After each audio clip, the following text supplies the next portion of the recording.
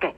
Attorney Ray, sa pikas behind Attorney Ray ha, kining gikaingon nila gentleman's agreement tali sa miaging administrasyon ni Pangulong Duterte o sa China. Ingon sa uban, attorney, makonsider daw nga treason. Pwede siguro ng treason, no? Bumbuhed na kung nagalingkod pa si kanhing President Duterte as president. No, pwede siyang kana siya impeachable offense na siya nga pwedeng tangtangon siya sa pwesto. No?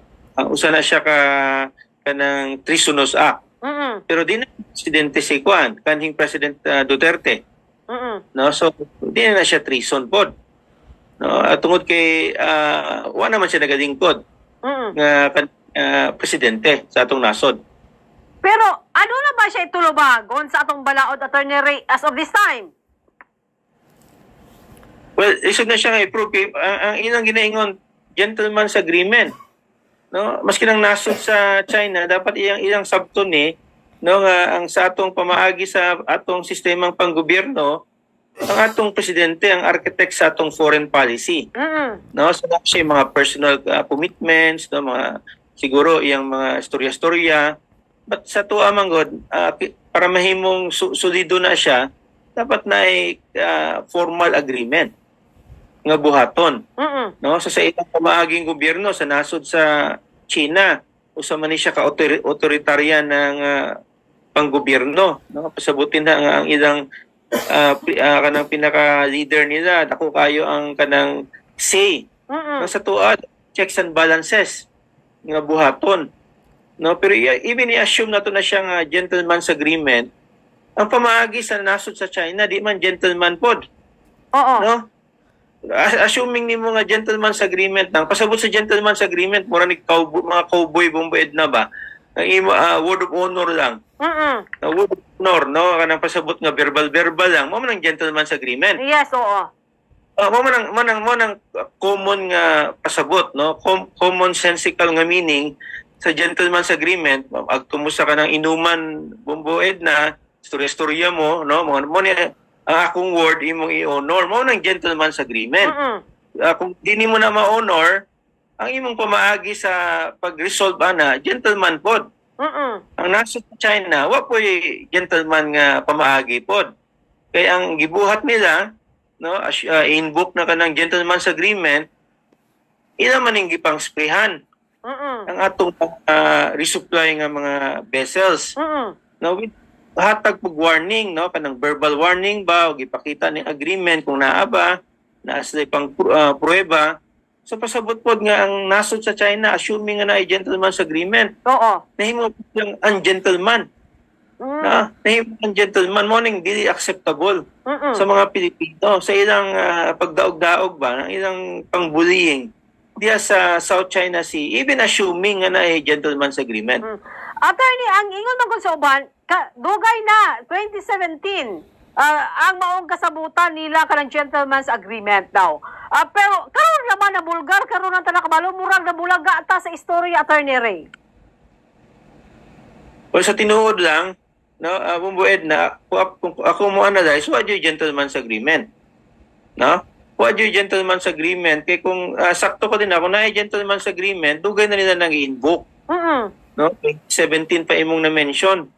Siguro ang nahitabo din na during sa negotiations na statement nga gikuan gipanaog sa kanhing President Duterte.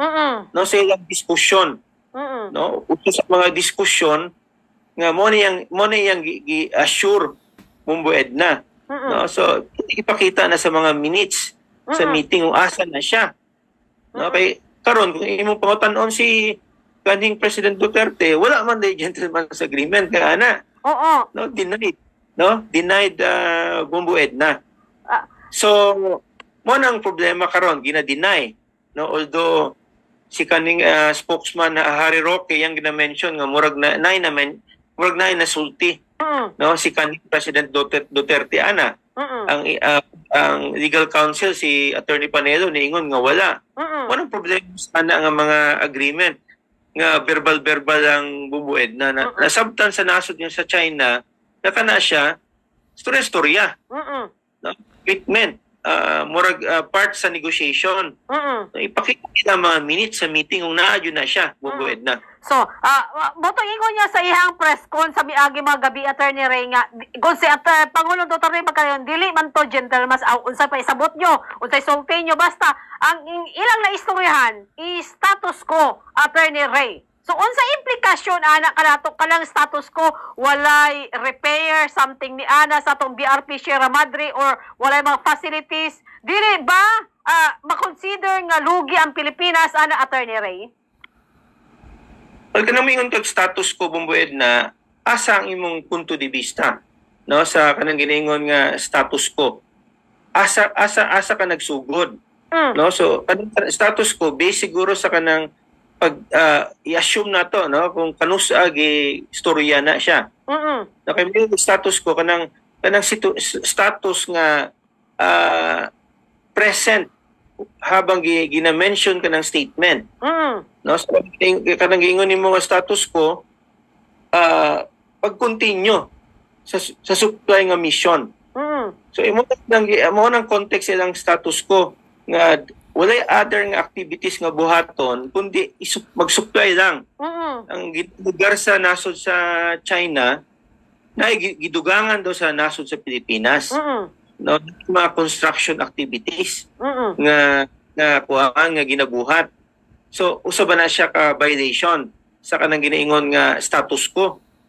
O kung taon nimo bumbued na in town kanang Sierra Madre, no, daan na kaayo. Kung mo repair ba ka dikto, di bago na siya status quo. No, mo pintura ka dikto, imong i-repair ka ng barko, di bago na siya status quo. No, mo kumutan-aw part na sa status quo. No, kanang repair nimo ka ng barko, no, ang gusto lang sa nasod sa China pagpadalag pagkaon dito sa atong mga tropa.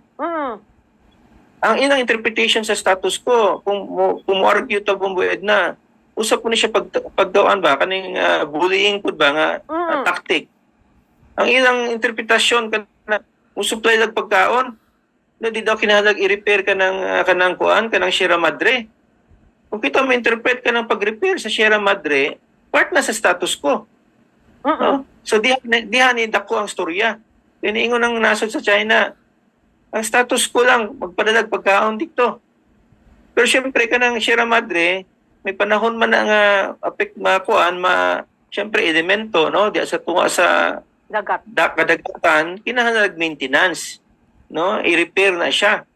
So mo nang gina-dispute sa nasod sa China, ginapadako nilang storya ba? Bued na. No, mo nang di acceptable sa tuwa. Kaning behavior sa usa ka superpower nga gamay lang kaayo nga mga nga mga siguro mga request, no, gamay lang siguro sitwasyon nga kinahanglan i-repair ni Sierra Madre, ilang ginapadako ang storya, di dapat i-repair na siya. Diyan idako ang storya, no, bumbued na. No, tungod lagi kay naday sabot sila ang status quo. Pero kung ako ma-interpret bumbued na kanang pag-repair sa Sierra Madre, part na sa status quo. Opo. Diyan idako ang storya, no, ilang gipang water cannon ang atong resupply mission tungod kay part daw din ha nga pang-repair, no, na-construct. Pero wa man say na pakita nga prueba, no, bumbued na. Istorya nga na. natay gipak din sa kanang Sierra Madre. So usa ka pamaagi nga bullying gyapon ang gibuhat sa nasod sa China. Okay. Attorney Ray, kanang trilateral summit ni Pangulong Marcos, ni Biden o ni Prime Minister Fumio Kishida sa Japan, unsay implikasyon ana sa China, Attorney Ray? Well, maing dula sa nasod sa Pilipinas, no, ipakita atong transparency nga mga coverage, ipakita ang pamaagi sa usa ka superpower, no, nga pag-enforce sa iyang siguro kanang iyang poder, as a result ana mo ning na-mention nimo, no, concrete nga trilateral agreement. Ang resulta din habang bued na daghang mga nasod nga mga nidunar ug mga barko, no, yes, nasod sa Japan, nasod sa Australia, ubang mga nasod. So ang sa tuwa limitado man ang atong resources, no, bumbued na dinha ni gamit diplomasya ug mga pamaagi. No, pero nakuha na to ang simpatya sa international community. Eh di man yun pwedeng suklan na siya, no, anang dako nga superpower. Ang resulta na bumbued na, no, mga joint patrol mission. No, kana siya escalate pa na siya bumbued na sa kaning coming weeks. Hindi lang niya joint patrol mission, no, ang mga operations. Ang medyo negative side din na nga syempre karon nagpakita tang asa ta nga superpower itapig. No, tungod lagi sa pamaagi sa nasod sa China, ang resulta karon nga ang atong nasod klaro na nga ni Kuan Jod, no, ni dapig sa nasod sa Amerika. Sa dihang napahigayang kita drill, military drill dito sa may West Philippine Sea, Attorney Ray. Naapod ang barko sa China murag gamonitor sa kalihukan, Attorney Ray. Well, ina man ang katungod, no, kay kaning kadagatan bumbued na open sea man ni siya. No, ang ilang kuan lang, ang ilang gibuhat manggod kana ilang 9 o 10 dash line murag i-consider nila nga part of territory na siya. No, but as far as international community, part sa exclusive economic zone sa mga nasod nga nakaapad o di ba kanang South China Sea, sa kadaghanan open sea na siya. No, so mo nang kalainan, no, sa interpretasyon kay ang nasod sa China consider nila na as part sa ilang territory. No, so mo nang behavior sa ilang mga barko din o part na sa among territory. Ang international community part na sa kanang ginaingon nga international waters. So dihang dako nga problema karon, no, duha ka interpretasyon. Tapos itulo ka interpretasyon nga kaniyang mga exclusive economic zone.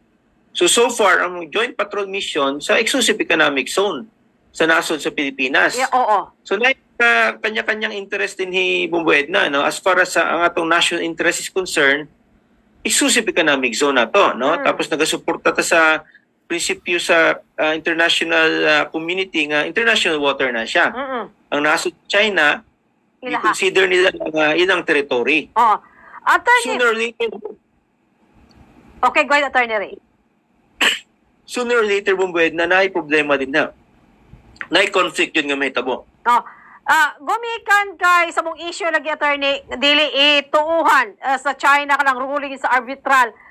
Ingon sa uban, ipadangat na nato sa UN. Ug unsay mahitabuhan ni Attorney Ray kung ipadangat nato sa UN? Murag mo gihapon, di mo muto ang China kalagi ilang gingusgan. Amo ana dili na iyaha sa ubang mga lugar. Pwede hang duha ka conception, no, sa atong kalibutan bumbued na, no, kaning iningon nga rules based ba nga nay balaod international law o kaning konsepto sa usa ka superpower nga iyang interpretasyon asa ta din ha, no, mo na tong mga nasod karon mingog dapat rules based natay balaod sa international law nga sundon. Ang nasod sa China di mas namutuwa na, so asa ang mga nasod karon sa kalibutan mo pili, no, asa man ta diha bata sa usa ka pamaaging allegation lang sa usa ka nasod na superpower o di ba kanang ginaingon nga rules based diha natunga ang mga nasod, no, tungod kay mga nasod sa Amerika, Japan, no, Australia, no, mga European nga countries ningon sila dapat musunod ta sa international law. So kung di musunod ang nasod sa China, mauli yun ni sa gubat din ha, no? Mo nang escalation din na bumbuet na. Ang gubat sa nasod sa Pilipinas, di man ta musug mo apila ng gubat, no, nga one-on-one, kay sigurado dito makulatahan jud ta bumuna Edna sa nasod sa China. No, so sa nasod sa Pilipinas, mukampi, no? Dikto ta sa mga nasod nga pareho sa atong mga prinsipyo nga rules based.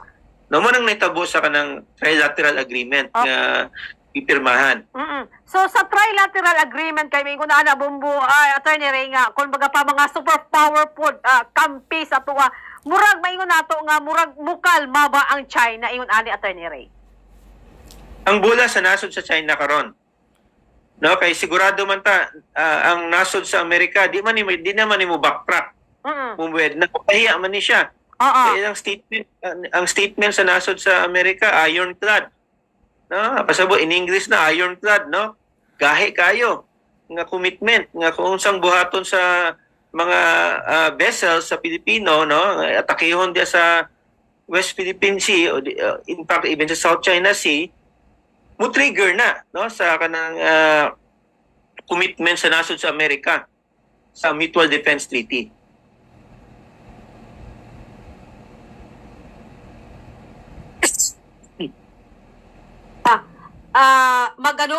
Ang China murag makalahula ba ay ano sa murag kalmado ta kay lagi mas superpower ang ana-adiya sa palibot. Well, nasa na, no? Bumbued na. Tungod kay kung ilang buhaton yun na siya, I'm sure ang nasod sa Amerika o ang nasod sa Japan mo take yung offensive nga move nga suportahan ang nasod sa Pilipinas. So kay kining lugar Attorney Ray, maingon ta nga ang Japan pod adunay adunay territorial dispute pod sa China, Attorney Ray. Yes, no, halos nakapalibot nini sa East Asia. No, ang China murag siya ang pulisiya karon expansionist.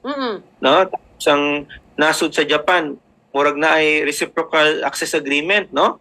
Diri sa Pilipinas, no, kaning nasod sa Japan sa una defensive lang ni ilang mga armed forces, karon offensive na siya. No, bumbuit na. No, pasabot ani nga ang nasod sa Japan sa una Second World War nga ang ilang armed forces medyo defensive lang, karon offensive na sila. No, bumbuit na kana usa sa recognition nga medyo gikuyawan pud sila, no, sa expansion plan sa nasod sa China. Okay. Attorney Ray, daghang salamat sa oras sa gihatag mo sa Bumbo Radio Jansan sa imo